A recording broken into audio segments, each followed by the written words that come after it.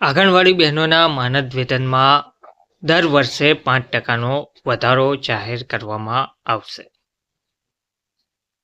આંગણવાડી પગાર વધારો પાર્ટ 3.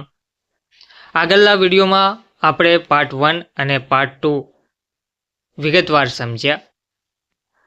હવે આપણે વાત કરીએ પ્રોટેસ્ટ, યુનિયન, બજેટ અને ફેક્ટ ચેક વિશે.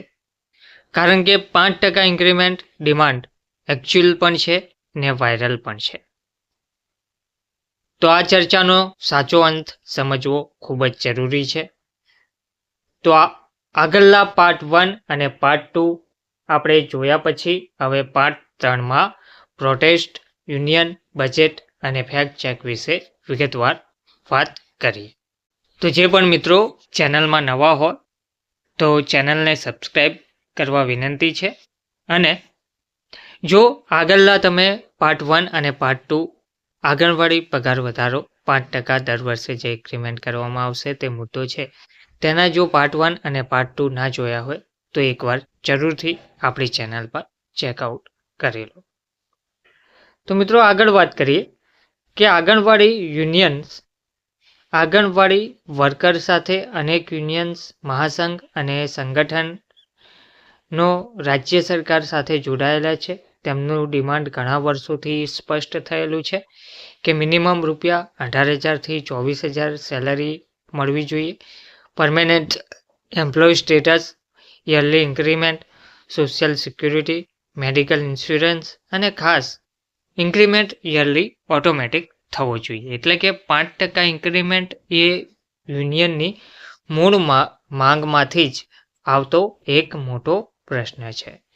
તો પાર્ટ 3 હવે આગળ આપણે વાત કરીએ. નમસ્કાર મિત્રો, સ્વાગત છે તમારું અમારી યુટ્યુબ ચેનલમાં.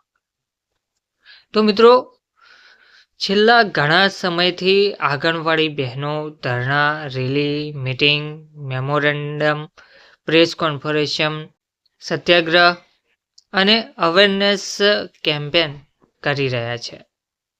અને ગવર્મેન્ટ ઘણીવાર બેઠક પણ બોલાવે છે, એશ્યોરન્સ આપે છે, પરંતુ ફાઇનલ સર્ક્યુલર રૂલ બહાર પડાયો નથી.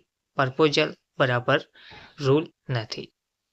એટલે કે સરકારી અને પ્રોટેસ્ટની વાત કરીએ, ગવર્મેન્ટ અને પ્રોટેસ્ટની વાત કરીએ તો છેલ્લા કેટલાય સમયથી આંગણવાડી બહેનો ધરણા કરી રહી છે, રેલીઓ યોજી રહી છે, મિટિંગો કરી રહી છે, મેમોરેન્ડમ બહાર પાડી રહ્યા છે, પ્રેસ કોન્ફરન્સ થઈ રહ્યા છે, સત્યાગ્રહ થઈ રહ્યા છે અને અવેરનેસ કેમ્પેન પણ કરી રહ્યા છે. પરંતુ ગવર્મેન્ટે દ્વારા પણ ઘણીવાર બેઠક બોલાવી છે, પરંતુ હજુ સુધી તેનો કોઈ નિર્ણય આપ્યો નથી અને ફક્ત આશ્વાસન આપ્યું છે.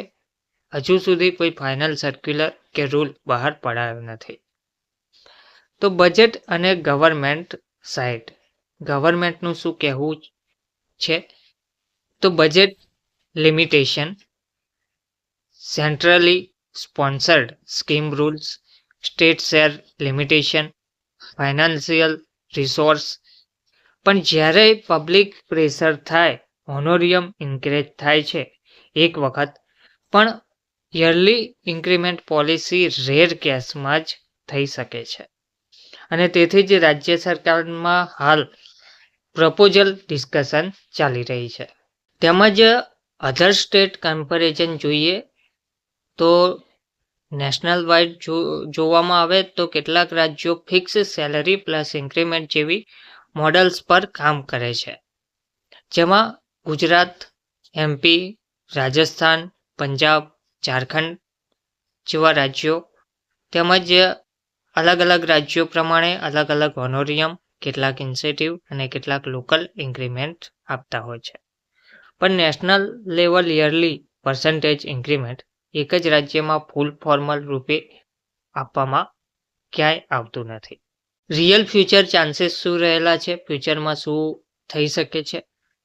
તો જે પોસિબિલિટી છે તે જોઈએ તો પોસિબલ છે કે વન ટાઈમ ઇન્ક્રીઝ કરવામાં આવે. એટલે કે પોસિબલ તે છે કે પગાર વધારો એક ટાઈમ કરવામાં આવશે, પરંતુ તે દર વર્ષે ઇન્ક્રીઝ થશે તે નહીં. મંથલી એક્સ્ટ્રા એલાઉન્સ, દર મહિને એક્સ્ટ્રા એલાઉન્સ આપવામાં આવશે. પરફોર્મન્સ ઇન્સેન્ટિવ આપવામાં આવશે, એટલે કે જે તમારું કામ હશે તેના પ્રમાણે તમને ઇન્સેન્ટિવ મળવા પાત્ર રહેશે. જેનું કામ જેટલું સારું એટલું ઇન્સેન્ટિવ વધારે. સ્પેશિયલ ઇન્ક્રીમેન્ટ આપવામાં આવશે, વધારાના કામનું પણ તમને ઇન્ક્રીમેન્ટ આપવામાં આવશે. હોનેરિયમ રિવાઇઝ કરવામાં આવશે. Possible but not confirmed yearly automatic 5% increment. તો જે પોસિબલ વસ્તુઓ છે જે થવા જઈ રહી છે તેમાં પગાર વધારો થવા જઈ રહ્યો છે, એટલે કે એક ટાઈમ જે પગાર વધારો કરવામાં આવશે તે કરવામાં આવશે. મંથલી એક્સ્ટ્રા અલાઉન્સ આપવામાં આવશે. પરફોર્મન્સ ઇન્સેન્ટિવ આપવામાં આવશે. સ્પેશિયલ ઇન્ક્રીમેન્ટ આપવામાં આવશે. હોનોરિયમ રાઇઝ કરવામાં આવશે, ઇન્ક્રીમેન્ટ કરવામાં આવશે.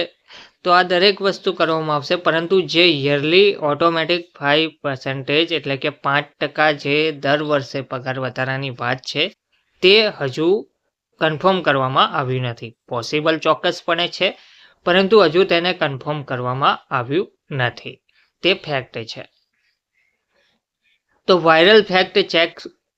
હવે સૌથી મહત્વનું શું છે? તો સોશિયલ મીડિયા પર જે ક્લેમ ફરી રહ્યો છે દર વર્ષે 5% પગાર વધશે, તે સરકારનું સર્ક્યુલર નથી. સત્યતા શું છે તે જ સમજીએ. જે 5%નો ક્લેમ ફરી રહ્યો છે કે 5% પગાર વધારો થશે, તેવું સરકાર દ્વારા કોઈ સર્ક્યુલર બહાર પાડ્યું નથી કે કોઈ GR સરકારે બહાર પાડ્યું નથી. ઓફિશિયલ નોટિફિકેશન જાહેર કરવામાં આવ્યું નથી કે કોઈ સિગ્નલ ડોક્યુમેન્ટ જાહેર કરવામાં આવ્યું નથી. પરંતુ ડિમાન્ડ છે, પ્રપોઝલ છે, પોસિબિલિટી ફ્યુચરમાં છે, પરંતુ હાલ તેને કન્ફર્મ કરવામાં આવ્યું નથી. તો આશા એટલી રાખી શકાય કે enjoy the good news but don't believe everything viral news. એટલે કે આશા ચોક્કસપણે રાખી શકાય, આ એક સારા સમાચાર કહી શકાય, પરંતુ તે વાયરલ ન્યૂઝ ઉપર ચોક્કસપણે આપણે વિશ્વાસ હાલમાં કરી લેવો ના જોઈએ. How to verify news come? When news comes, તો ગવર્મેન્ટ પ્રેસ રિલીઝ વેરીફાઈ જો તમે કરવા માંગતા હોય કે સમાચાર સાચા છે કે નહીં, તો સૌથી પહેલાં તમારે ગવર્મેન્ટ પ્રેસ રિલીઝ ચેક કરવી પડશે. Woman and child death letter check કરવો પડે. ICDS ઓફિશિયલ સર્ક્યુલર બહાર પાડે તે ચેક કરવાનો રહે. GR નંબર, PDF ઓર્ડર, આમાંથી કોઈ પણ એક વસ્તુ જાહેર કરવામાં આવી હોય તો કન્ફર્મ સમાચાર સાચા ગણાય છે. ઓર્ડર નંબર પ્લસ ડેટ આ બે મળ્યા એટલે સાચું. આંગણવાડી સિસ્ટરને એક મેસેજ.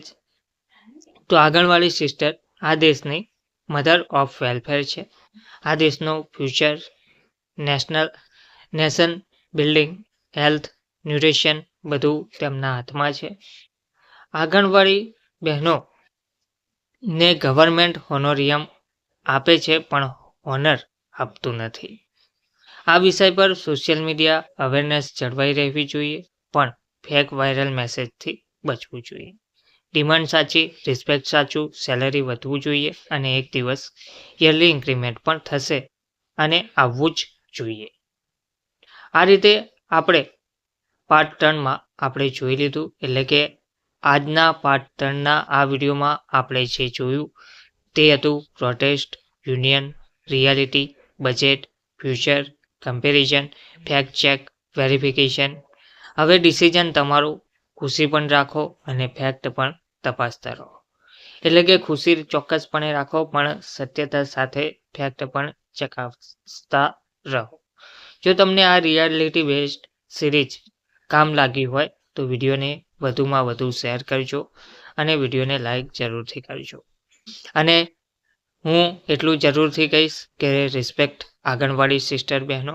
અને તમે જો ચેનલમાં બન્યા રહેવા માગતા હોય અને આગળ પણ એજ્યુકેશન પ્લસ રિયાલિટી આધારિત વિડીયો સાથે જોડાયેલા રહેવા માગતા હોય તો ચેનલને સબસ્ક્રાઈબ જરૂરથી કરજો. આવા જ એજ્યુકેશન પ્લસ રિયાલિટી આધારિત વિડીયો સાથે આપણે જોડાયેલા રહીશું. ધન્યવાદ.